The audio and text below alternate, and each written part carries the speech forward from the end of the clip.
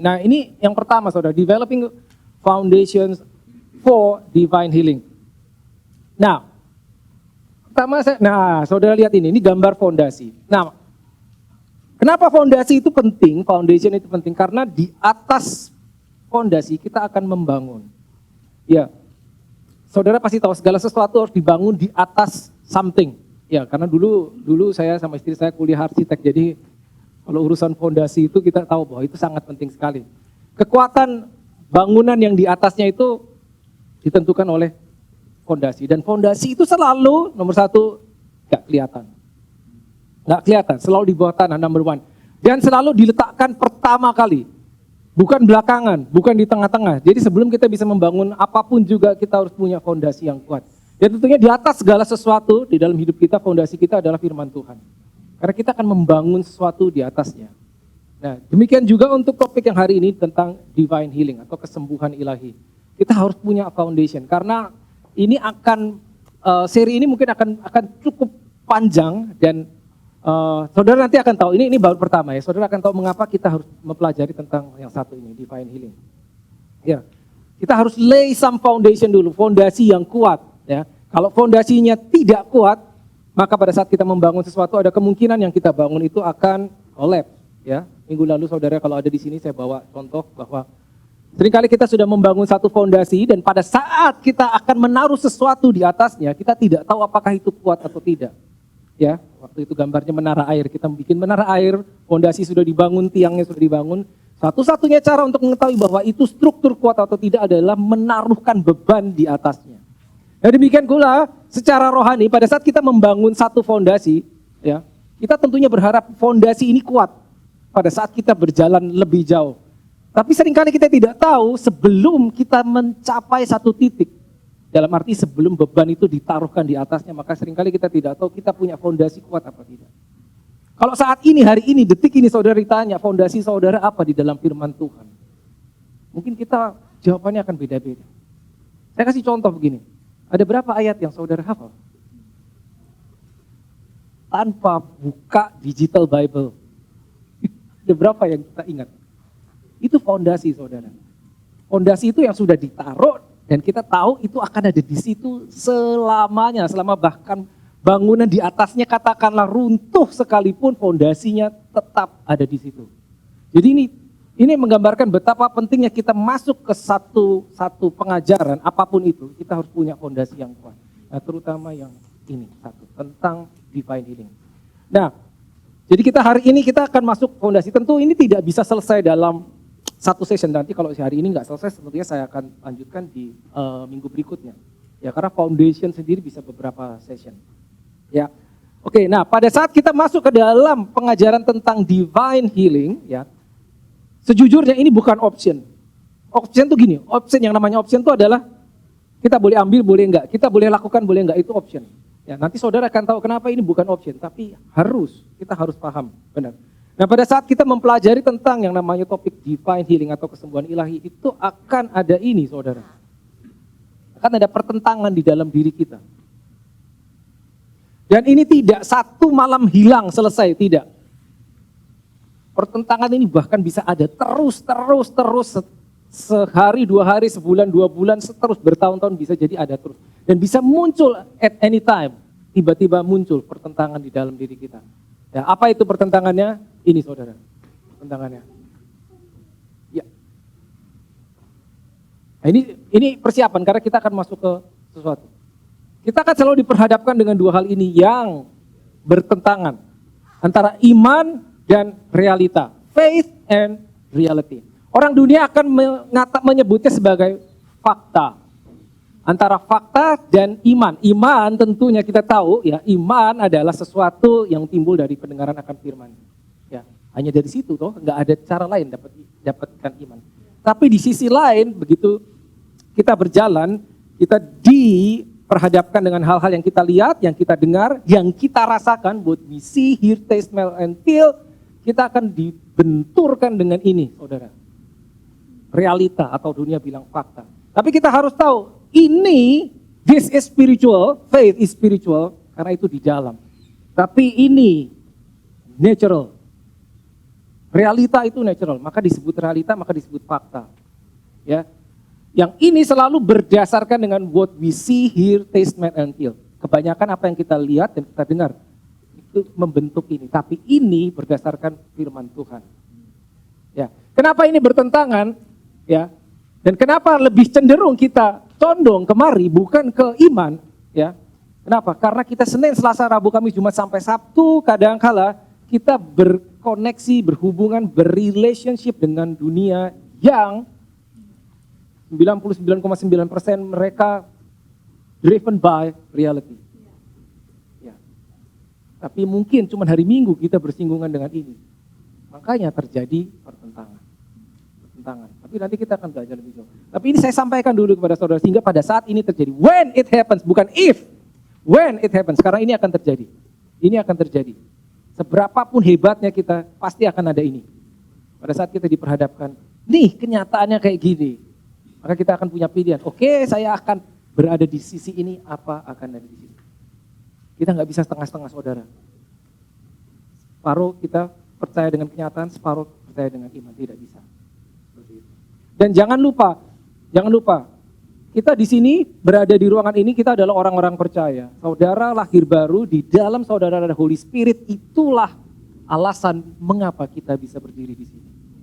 Ceritanya beda, kalau saya berdiri di depan orang-orang yang belum mengenal Tuhan, ceritanya akan beda. Tapi karena saudara mengenal Tuhan, maka kita punya alasan mengapa kita bisa berdiri di sini. Dan bukan di sini. Oke? Ya. Nah, ada beberapa hal, paling tidak hari ini, ya tentunya akan ada banyak hal yang lain yang akan kita masukkan ke dalam bagian sebagai fondasi ini, foundation. Ya, nomor satu adalah God wants you well. Ini fondasi, jadi fondasi itu harga mati, tidak bisa ditawar. Tidak bisa ditawar. Bukan kadang-kadang, no. Ingat ya, saya selalu sampaikan ini, di dalam Tuhan tidak ada abu-abu. Dia selalu bilang iya, tidak. Hitam ya hitam, putih ya putih, gak ada abu-abu. God wants you well, dan sickness and disease are not from God. Period, harga mati. Tidak kadang-kadang, tidak, ini harga mati.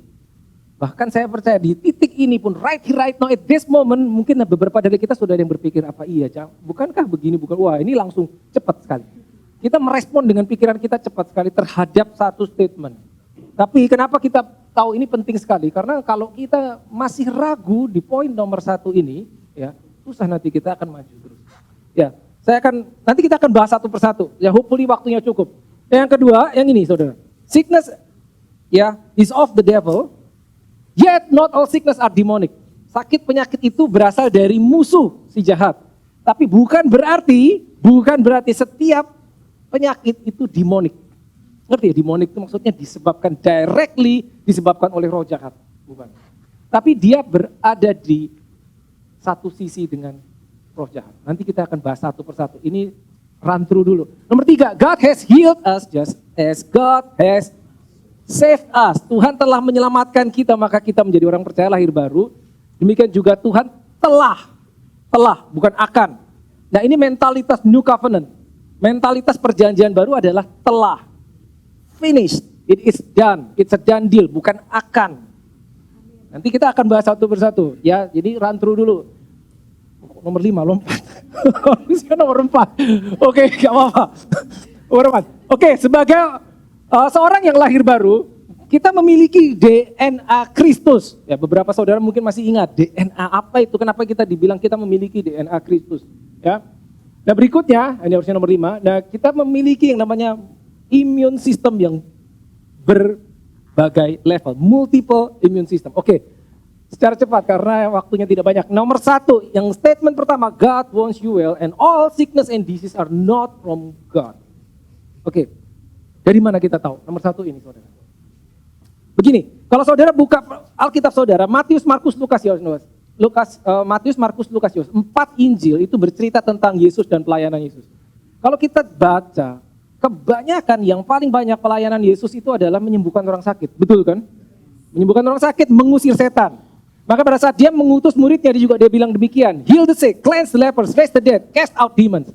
Ya, di dalamnya ada kata sembuhkan yang sakit. Bahkan sebelum Yesus kembali naik ke surga, satu pesan yang terakhir Yang pasti paling penting adalah engkau akan menumpangkan tangan atas orang sakit dan orang itu akan sembuh. Nah ini. Saya akan bawa beberapa ayat, tapi secara cepat aja nanti saya akan baca ya. Lihat, ini kalimat yang penting, melenyapkan segala penyakit dan segala kelemahan. Yesus memanggil ke-12 murid dan memberi kuasa kepada mereka untuk mengusir roh jahat dan untuk melenyapkan, bukan satu, segala, means all, segala penyakit. Ini juga udah luar biasa, segala penyakit, bukan satu, bukan dua, dan segala kelemahan. Matius 12 ayat 15 yang B. Banyak orang mengikuti Yesus dan ia menyembuhkan mereka sebagian? Semua. Perhatikan baik-baik detailnya. Lukas 4 ayat 40. Ketika matahari terbenam, semua orang membawa kepada Yesus orang-orang sakit yang menderita bermacam-macam penyakit. Ia pun meletakkan tangannya ke atas mereka masing-masing, satu-satu. Saudara tahu Bu, yang mengikuti Yesus itu berapa orang? Ribuan. Satu-satu meletakkan tangan atas mereka masing-masing dan menyembuhkan mereka. Ya, perhatikan baik-baik. Lukas 6:19. And the whole, nah ini bahasa Inggris sekarang nggak sama bahasa Indonesia, maka saya bawa yang bahasa Inggris. And the whole multitude sought to touch Jesus, for power went out from him and healed them all. Healed them all. Jadi berapapun yang datang, semuanya sembuh. Nah, kita tidak pernah melihat ada satu adegan pun di Alkitab orang datang sakit kepada Yesus, pergi masih sakit. Enggak ada toh? Enggak ada kan? Bagaimanapun dia kondisinya datang kepada Yesus, perginya pasti berubah.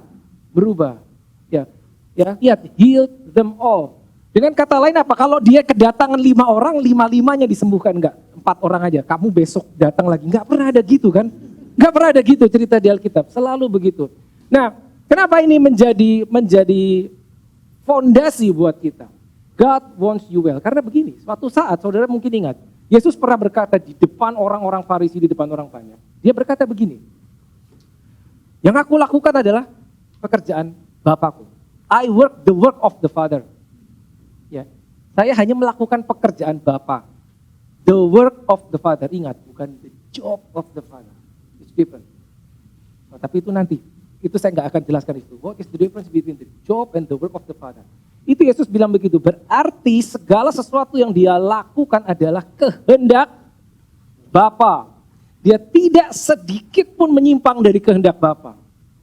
Nah kalau gitu kita tahu bahwa ministry Yesus paling banyak adalah menyembuhkan orang sakit. Berarti kita tahu bahwa itulah kehendak Bapa. Ya. Jadi jangan berpikir begini. Ya. Yesus menyembuhkan orang sakit, tapi Bapa kadang-kadang memberikan penyakit. Something is wrong. Bapa memberikan penyakit. Enggak, orang itu suatu saat ketemu sama Yesus, disembuhkan sama Yesus. Berarti Yesus bertentangan dengan kehendak Bapa. Simple saudara. Simple. Ingat ini foundation. Foundation adalah harga mati. Ya. Nah kenapa ini penting sekali? Karena begini, setiap kita yang duduk di sini, kita mempelajari ini bukan cuma supaya kita bisa mengerti, memahami. Enggak sampai situ saudara. Kenapa? Karena satu hari saudara akan menumpangkan tanganmu atas orang sakit. Yes, you. Mungkin kita berpikir, saya kayaknya enggak di situ, atau mungkin bukan panggilan saya. Tapi nanti lama-lama saudara akan paham mengapa ayat-ayat ini ada di sini. Mengapa Yesus mengajarkan demikian? Mengapa kita belajar di sini? Karena bukan cuma kita supaya mengerti, tapi supaya kita melakukannya. Jadi bukan kita pilih ya, Tuhan yang itu dia aja, enggak saya. Bukan begitu saudara. Saudara akan kebagian menumpangkan tangan atas orang sakit. Nah the problem is kalau nomor 1, God wants you well, ini shaky, kita enggak yakin akan ini. Maka pada suatu saat saudara di hadapanmu ada orang sakit, katakanlah enggak usah yang parah-parah banget, dan kau harus menumpangkan tangan atau orang sakit. At that moment I guarantee your enemy, the devil, will come against your mind dan berkata, wait, ntar dulu, jangan orang itu sakit karena kehendak Bapa. Sehingga pada saat kita mengulurkan tangan mau berdoa, mau menumpangkan tangan orang sakit, kita ragu. 1% saja keraguan, itu akan meruntuhkan iman kita. Very dangerous, very dangerous. Jadi foundation tidak boleh tergoyahkan. Ingat, foundation itu di bawah, tidak terlihat, dan harus strong karena itu akan menopang segala sesuatu yang kita bangun di atasnya. Kalau ini nggak kuat, ya, kalau ini shaky, maka pada saat kita melayani orang kita akan ragu, bener nggak ya, sembuh nggak ya? Itu terus akan ada di pikiran kita sehingga kita berperang di peperangan yang tidak seharusnya kita lakukan. Ya, jadi ini nomor satu, ini harga mati. God wants you well. God wants us well, and that's it, udah. Dan penyakit bukan dari Tuhan. Ya, saya tahu di sini akan ada banyak pertanyaan, tapi ini baru session pertama. Don't worry about it. Kita akan panjang. Pertanyaan saudara akan terjawab one day. Oke? Nextnya ini, yes, sickness is of the devil, yet not all sickness are demonic. Saudara ingat ya waktu itu kita belajar tentang statement God is good. Masih ingat ya? Statement God is good itu tidak berdiri sendiri. Tapi satu paket, kalau di sisi ini God is good, on the other side the devil is bad. That's it, udah. Gak ada abu-abu, ingat, tidak pernah ada abu-abu. God is good, the devil is bad. Jadi apapun, kalau kita, oh sickness, is that good? No, it's not from God. Sesimpel itu, yes sesimpel itu. Ya. Oke, nah kita lihat, Yohanes 10 ayat 10, ya bahasa Indonesia, bahasa Inggris. Ya. Pencuri datang hanya untuk mencuri, membunuh, dan membinasakan. Perhatikan. Mencuri, membunuh, dan membinasakan 3 hal. Ya, 3 hal atau 3 step atau 3 level atau 3 dimension. Mencuri, membunuh, dan membinasakan. Ini tidak sama. Sebelum dia bisa membinasakan, dia harus membunuh, sebelumnya dia harus mencuri dulu. Termasuk kalau kita bicara tentang healing, yang namanya sakit penyakit itu berarti kesehatan yang dicuri. Maka hilang. Betul kan saudara? Nah, 3 hal ini mencuri dan membunuh binasakan. Saudara boleh pikirkan segala hal yang buruk. Anything bad that you can ever imagine, itu tercakup dalam 3 itu sudah. Gitu. Dan itu pekerjaannya pencuri, the devil. Tapi aku, Yesus datang bukan untuk mengambil tapi untuk memberi. Ya. That they may have life and they may have it more abundantly. Satu ngambil, satu memberi. Ya, satu memberi hidup. Clear cut, gak ada abu-abu, clear cut. Ingat, clear cut, tidak ada abu-abu, hitam atau putih. Ya, di sisi gelap kita tahu siapa yang bertanggung jawab, di sisi terang kita tahu. Ya, sickness is of the devil. Ya, yang buruk semuanya. Tapi belum tentu segala sesuatu demonik. Begini, saya jelaskan saudara. Paling tidak kita bisa lihat, kalau kita lihat kenapa orang sakit, sebab penyakit itu paling tidak kita bisa bagi dalam kategori ada 3 saudara. Pertama adalah natural cause, sebab-sebab yang natural. Orang bisa sakit oleh sebab yang natural. Ya, misalkan apa sebab natural itu ya, mungkin dia terjangkit bakteri, virus atau kuman. Ya, dia sakit itu natural. Ya. Lalu ada sebab kedua adalah sowing and reaping. Ya, menabur, menuai sesuatu. Pada saat kita tahu bahwa kita berdiri di tengah hujan akan mengakibatkan sesuatu dan kita lakukan, maka kita akan menabur something, mungkin sickness, tiba-tiba flu atau seterusnya. Atau kita berdiri di atas terik panas matahari sekian lama, kita tahu kita akan menabur something. Itu sebab akibat. Ya. Tapi yang nomor 3 bisa jadi attack from the devil. Yes, it can be an attack from the devil. Direct attack bisa menyebabkan sakit penyakit. Ya. Jadi begini, pada saat musuh, ya dalam hal ini iblis atau roh jahat, itu menemukan expression di dalam hidup seseorang. Maksudnya apa? Dia bisa menemukan pijakan, cepat atau lambat, orang itu pasti sakit. Pasti sakit. Pasti sakit. Kenapa? Because it is the nature of the devil. Berarti maksudnya, the nature of the devil itu mencuri. Jadi begitu dia sudah di dalam, dia dia pasti ngambil something. Begitu dia sudah di dalam, dia dapat pijakan, dia pasti mencuri sesuatu, dia pasti membunuh, dia pasti membinasakan. Cuman tunggu waktu. Makanya begitu dia menemukan expression, maksudnya dia menemukan celah masuk ke dalam kehidupan seseorang, tinggal tunggu waktu cepat atau lambat, dia pasti sakit. Pasti sakit. Gitu. Walaupun ingat, bukan berarti penyakit itu direct attack. Are you there? Nangkep ya maksudnya? Ya, nangkep ya maksudnya ya. Tidak sebagai akibat langsung. Tapi karena the nature of the devil adalah sesuatu yang buruk, maka sesuatu yang buruk pasti terjadi. Salah satunya adalah sakit penyakit. Seperti itu. Maka itu tadi dibilang tidak semua sickness adalah demonic. Tapi itu berasal dari si jahat. Karena begini saudara. Kalau saudara buka kitab Kejadian, Adam diciptakan, manusia pertama diciptakan. Tidak pernah ada cerita bahwa Adam sakit, mengalami kelemahan. Tidak ada. Sakit penyakit baru masuk ke dalam kehidupan manusia setelah manusia pertama jatuh ke dalam dosa. Oke? Berarti ada yang namanya dosa, ya. Ingat kan? Tuhan kan bilang gini kan. Waktu diperingatkan Adam. Semua yang ada di taman ini ya, pohon buahnya boleh kamu makan kecuali yang satu itu, pohon buah pengetahuan yang baik dan yang jahat. Because the day you eat, pada saat engkau memakannya, hari engkau memakannya, you shall surely die. Ada kata engkau pasti mati. Ya. Berarti if you don't eat that fruit, you're not gonna die. Simpel toh? Tapi kita tahu ceritanya buahnya dimakan, maka kematian masuk ke dalam kehidupan manusia. Gara-gara satu hukum dilanggar. Nah, begitu itu Adam jatuh ke dalam dosa, disitulah bukan cuma kematian, tapi segala sesuatu yang berhubungan dengan hal buruk, you name it, masuk ke dalam kehidupan manusia. Nah, kematian sama sakit penyakit itu ada di dalam satu pihak yang sama. Karena begini saudara, segala sakit penyakit itu berpeluang untuk ujungnya death. Jadi semua penyakit itu ada contain death-nya, ada contain kematiannya di dalamnya. Hanya mungkin cuma 0,1%.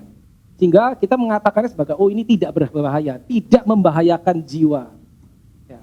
Tapi saudara tahu kan penyakit apapun itu, katakanlah meskipun itu dikategorikan tidak membahayakan jiwa, jika dibiarkan bisa tambah parah. Jika dibiarkan tambah parah, ujungnya apa? Pasti ujungnya death toh. Sehingga death itu sebetulnya sudah ada di dalam any sickness, any disease. Mungkin prosentasenya hanya kecil. Tapi dari situ kita tahu bahwa penyakit dan kematian, sickness and death itu ada di dalam satu kategori. Jelas ya? Gara-garanya apa? Sin. Berarti sin, death, sickness, disease, weakness, you name it, itu satu kategori. Sebabnya apa? Sebabnya devil. Karena dia yang menyebabkan manusia jatuh ke dalam dosa. Begitu, kita memandangnya seperti itu. Itu di sisi yang sama, bukan di sisi Tuhan. Oke? Saya harus make sure saudara nangkap ini, karena ini foundation. Ya, nanti kita akan selalu repeat, go back ke foundation. Karena pada saat kita berjalan, kita seringkali lupa dan kita harus masuk kembali mengingat, oke, fondasi kita apa yang telah kita pelajari. Sehingga kita bisa berdiri di atasnya. Oke. Ya, ini yang kedua. Lalu berikutnya adalah, nah ini, yang tadi. Ya, God has healed us. Tuhan telah menyembuhkan. Sekali lagi, telah, ya, itu adalah mentalitas perjanjian baru. Perspektif manusia yang lahir baru, hidup di dalam perjanjian baru harus paham ini. Telah, bukan will.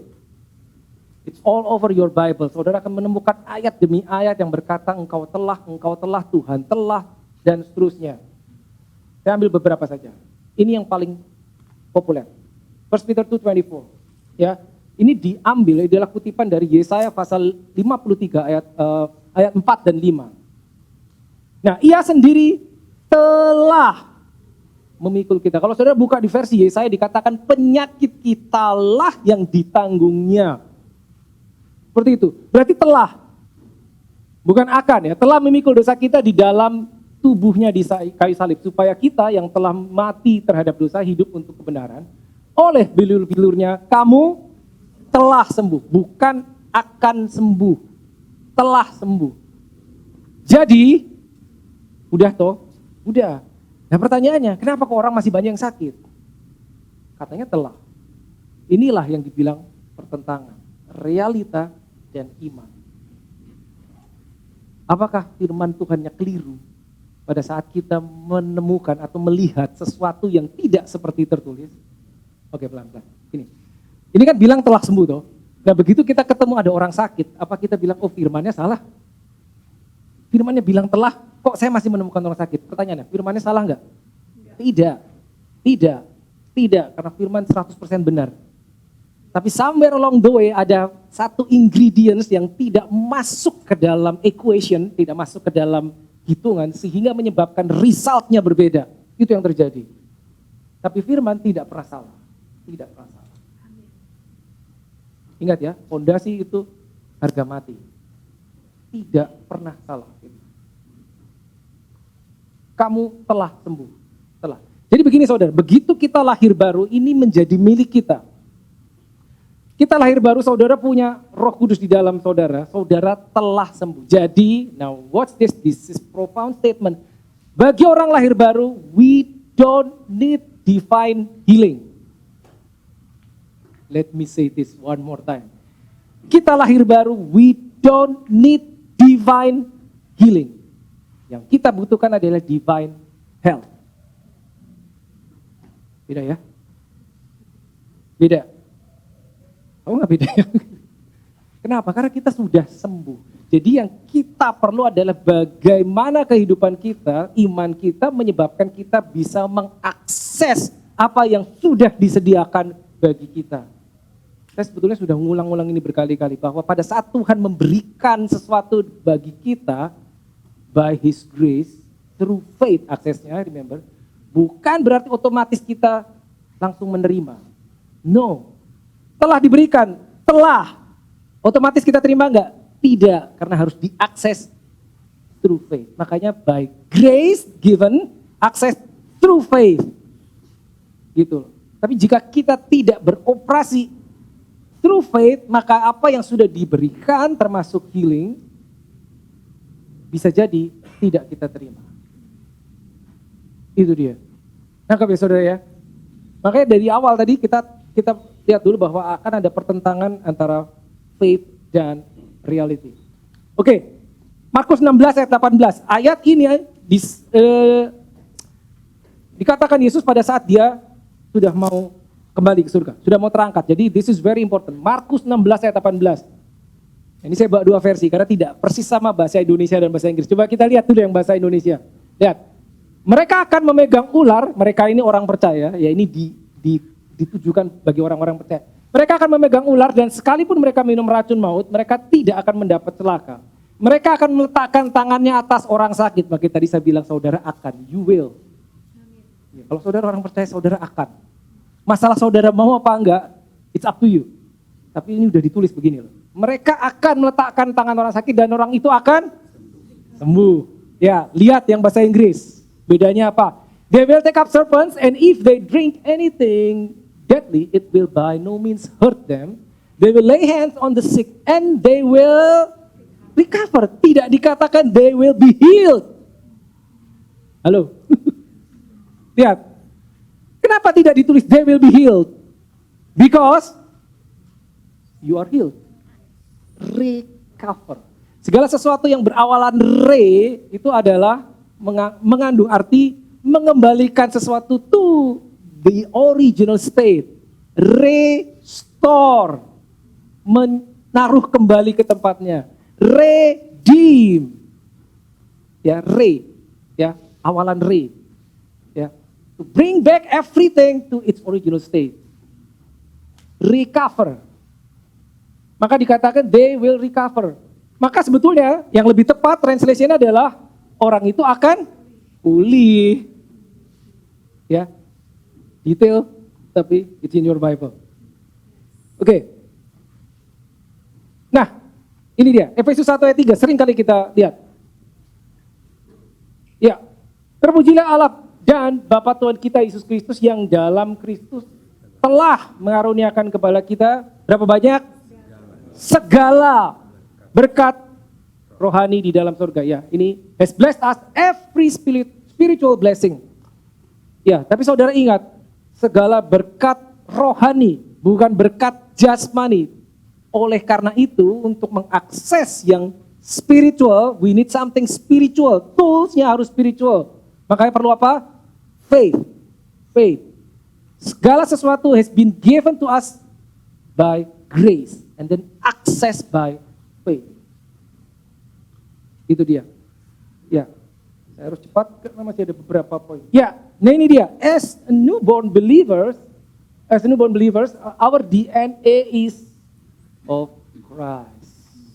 Nah, kalau saudara masih ingat minggu lalu, ya kalau saudara di sini, kita baca ini minggu lalu.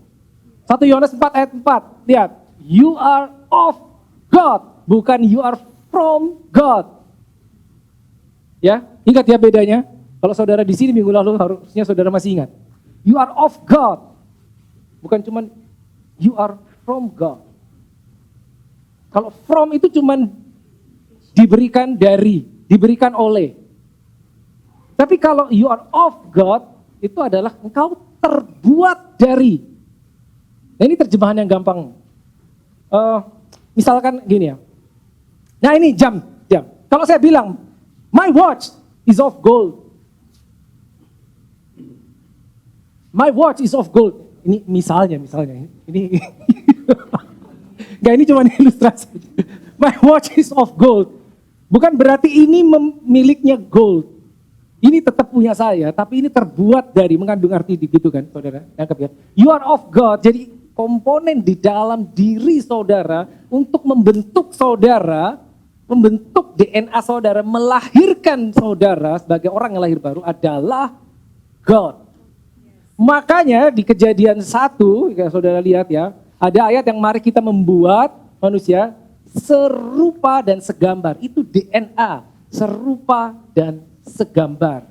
Itu DNA-nya. Nah kita tahu ceritanya manusia jatuh ke dalam dosa sehingga DNA itu hilang dan tergantikan oleh DNA lain, yaitu DNA SIN, sin, dosa. Jadi manusia selama 4.000 tahun itu membawa DNA yang keliru, tanda kutip. DNA sin. Sehingga Yesus balik datang ke dunia 2000 tahun lalu untuk merestore. Mengembalikan manusia ke kondisi semula. Sehingga DNA seorang yang lahir baru adalah DNA Kristus. Itu dia. Nah, itu ada di dalam setiap saudara. Masalah percaya apa enggak itu nomor 2, masalah sudah diberitahu percaya apa enggak itu nomor 3.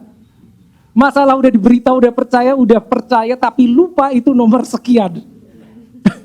Tapi yang penting apa? Ini foundation, harga mati ya, dan sesuatu yang mengandung kebenaran. Kita akan berdiri di situ. Kita akan berdiri di atasnya. Oke, you are of God. This is amazing. 1 Corinthians 6:17. Yeah. But he who is joined to the Lord is one spirit with him. Now this is amazing. Gini, saudara lahir baru, Roh Kudus diberikan di dalam kita toh, tinggal di dalam, betul kan? Ingat itu ya. Ini harus firm. You're born again, Holy Spirit dwells in you, di dalam bukan di luar, di dalam. Nah, the problem is, kita seringkali punya pemahaman begini. Kita lahir baru, Holy Spirit diberikan untuk kita. Jadi seakan-akan kita plus Holy Spirit. Jadi Holy Spirit hanya an add-on. Aditif. Aditif itu suatu unsur yang ditambahkan kepada unsur yang sudah ada. Tapi ternyata enggak seperti itu. Lihat, but he who is joined to the Lord is one spirit with him.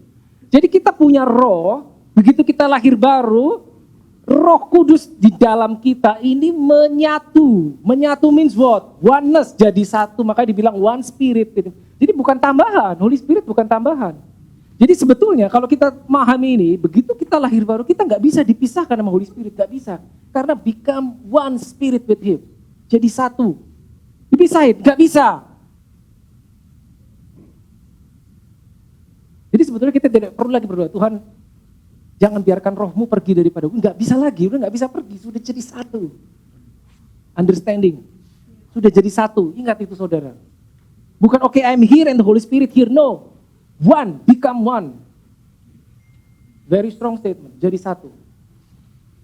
Sehingga kalau kita berjalan di dalam Tuhan, apapun yang kita lakukan pada saat kita melakukan firman, kenapa Yesus bilang kau akan menumpangkan tangan atas orang sakit? Begitu saudara mengulurkan tangan atas orang sakit, begitu tanganmu tersentuh atas orang tersebut, maka yang ada di dalammu mengalir keluar. Itu yang menyebabkan dia recover. Itu. Jadi bukan dengan kekuatan kita, saya mau melayani orang sakit, oke. Saya harus siap-siap nih. Enggak gitu.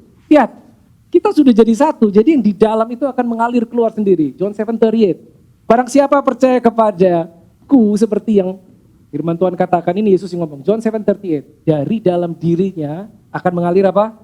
Aliran-aliran kehidupan. Dari dalam keluar mengalir. Gitu. Dari dalam mengalir keluar. Jadi begitu kita jamah, makanya ayatnya tadi bilang kan di Markus 16. Engkau akan menumpang tangan atas orang sakit dan orang itu akan recover, orang itu akan pulih, orang itu akan sembuh. Kenapa kok bisa sembuh? Karena yang di dalammu yang mengalir keluar, itulah yang menyembuhkan. Jadi kita nggak usah pusing, gimana Tuhan supaya dia sembuh. Tidak seperti itu. Berikanlah dirimu digunakan oleh Roh Kudus dan taat firman-Nya dan biarkan sistem itu berjalan. Maka kita lihat hasilnya. Seperti itu saudara. Galatia 3 ayat 13. Ya, ini dia. Christ has redeemed us from the curse of the law, having become curse for us. Ya. Dia telah mengambil kutuk. Ya. Redeem us from the curse. Nah, saudara kalau kembali ke perjanjian lama, saudara akan tahu bahwa segala jenis penyakit itu dikategorikan sebagai kutuk. Berada di bawah kategori kutuk. Sickness and disease. Dan tentunya kalau konteks perjanjian lama kita, di Alkitab zaman dulu, bahkan zaman Yesus ya, saudara tahu penyakit yang paling ditakuti adalah kusta, karena nggak ada obatnya. Begitu orang kena kusta, mereka langsung dikucilkan karena dianggap, oh dia kena kutuk. Nah, kutuknya diambil. Kalau kutuk yang diambil, apa yang tersisa? Kita tahu kan? Ya. Kita tahu Yesus mati di salib itu dia mengambil kutuk, menanggung kutuk yang harusnya kena buat kita, termasuk sakit penyakit, diambil. Gini saudara, tadi Alkitab kata 1 Peter 2:24, 1 Petrus 2:24 berkata demikian, oleh bilur-bilur Kristus Yesus, oleh bilur-bilurnya kita telah sembuh. Ya, ingat ya, 1 Peter 2:24 itu dari Yesaya 53 ayat 45. Nah gini, saya tanya sekarang, saya ajak mikir saudara, oleh bilur-bilur Yesus, pertanyaannya, bilurnya ada di mana? Di manakah bilur itu? Bilur itu ada dia di mana? Di tubuh toh, di tubuhnya Yesus. Lihat ya, Yesus mati di salib.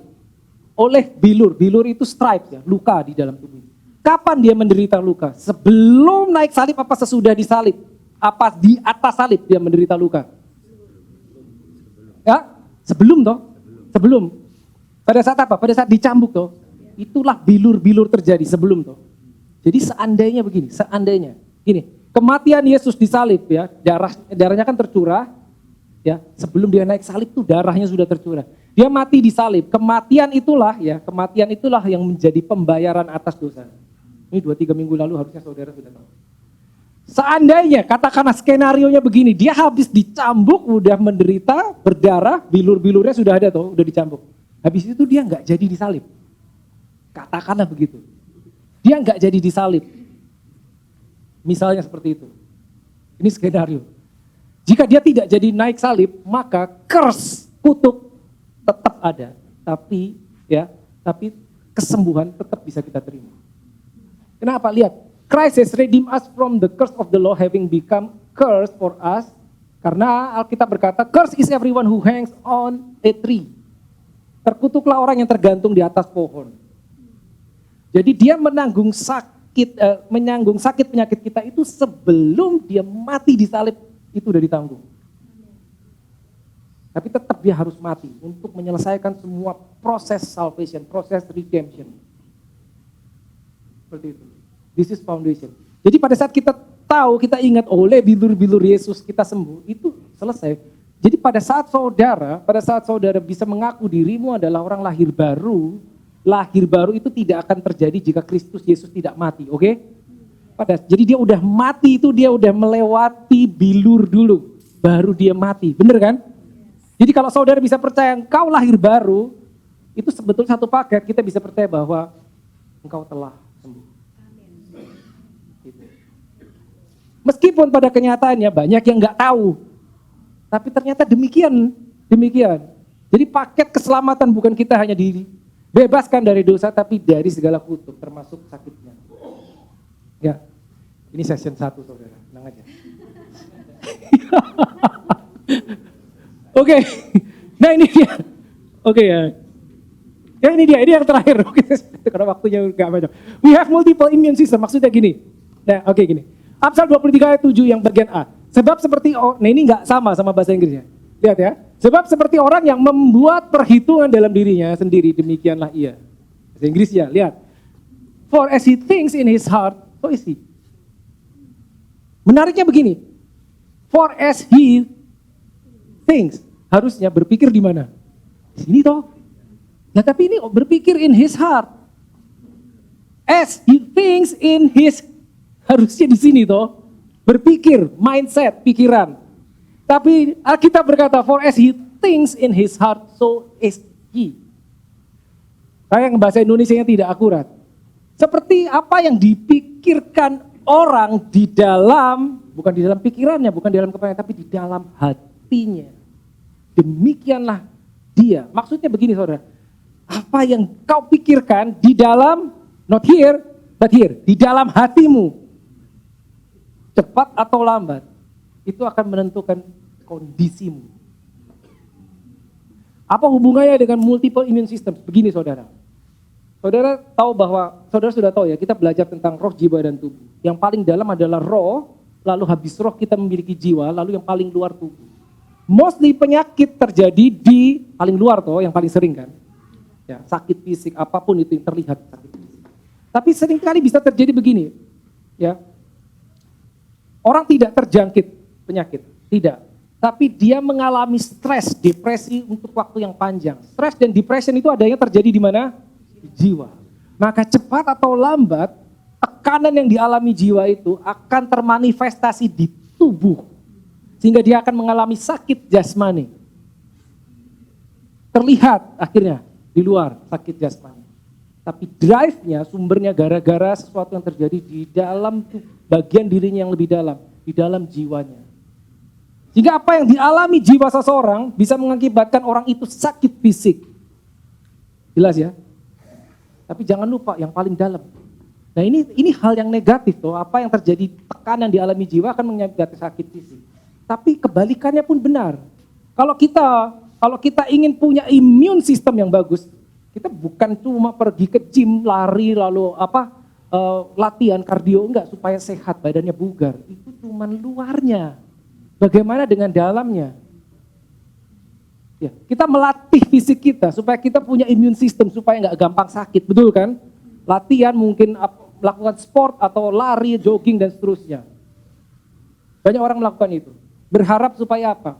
Lebih memiliki daya tahan terhadap sakit penyakit. Tapi itu cuma luarnya. Apakah kau melatih yang di dalamnya? Oke, jiwa kita latih, tapi yang paling dalam, roh kita. Apakah kita melatih roh kita? Kita melatih roh kita. Jika kalau roh kita kuat, maka itu pun akan termanifestasi keluar ke jiwa kita. Jiwa kita kuat, sehingga akan termanifestasi keluar sampai ke tubuhnya. Itu multiple immune system. Multiple immune system. Maka kita tidak pernah menemukan di Alkitab ada adegan Yesus berjalan di atas bumi dengan 12 muridnya.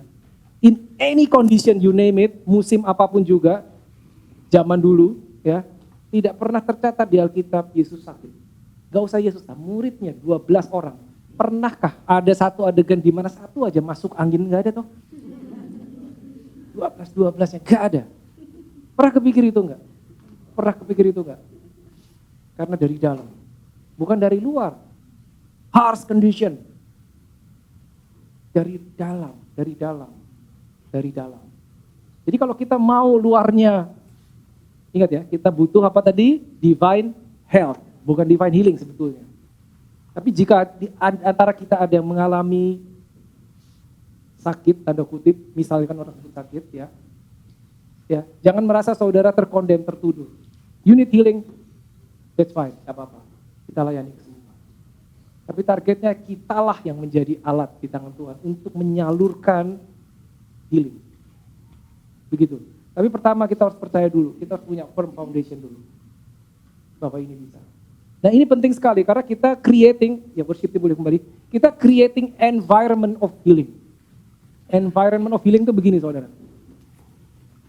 Bukan cuman seasonal atau occasional. Oke, kita ada misalkan kita buat healing service ya, ibadah kesembuhan ya. That's good, bisa dilakukan. Tapi environment of healing itu gini, saudara. Environment of healing itu misalkan di sini ada berapa? 60 orang, 60-60-nya itu mengerti, memahami how it works. Memahami dan bisa carrying, membawa kesembuhan. Sehingga kita masuk ke dalam ruangan ini, di dalam ruangan ini sudah environment-nya itu healing. Kenapa? Karena setiap orang yang di sini memiliki iman yang sama, memiliki kepercayaan yang sama, dan memiliki fondasi yang sama, maka itu pasti akan terjadi. Jadi kita tidak perlu bersusah payah, oh gimana nih sakit, ada yang sakit, gimana melayani kesembuhan. When we get there, environment itu terbentuk. Ya, maka siapapun yang masuk ke sini akan terpengaruh. Nah itu targetnya seperti itu. Ya, kita akan sampai ke sana. Let us pray.